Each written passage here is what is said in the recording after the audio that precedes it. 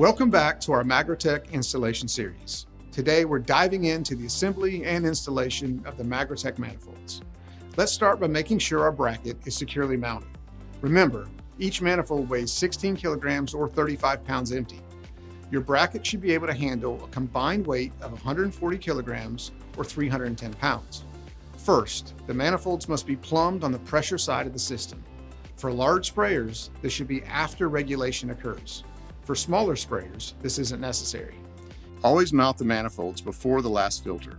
It is good practice to ensure there's a filter before and after the manifolds. If it is not possible to have filters before and after the manifolds, please ensure that the filter is installed after the manifolds in this case. When choosing a location for your manifolds, make sure it doesn't limit access to the tank lid or any filters for cleaning, and try to avoid long runs of additional hose. Also, be certain that the manifolds won't obstruct the vertical movement or folding of the boom. Ensure the inlet and outlet feeds are accessible for installing the pressure hose. Refer to the manifold dimensions with the flow distributor installed for the location of the pressure inlet and outlet, whether you're working with one stack of 8 or 2 stacks of 4. Now, let's install the manifolds one by one. Be careful to ensure the inlet and outlet arrows and serial number are on top for the correct orientation. Also, record the manifold serial numbers if you have not already done so.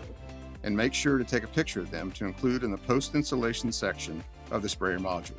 Secure the manifolds in place using the studding kit provided, which includes M10 threaded bar, washers, and nuts. Note, this studding kit can be used for 1 stack of 8 or 2 stacks of 4. In our next video, We'll take you through assembly and installation of the flow distributor. we'll also discuss how to ensure the correct flow of liquid through each manifold.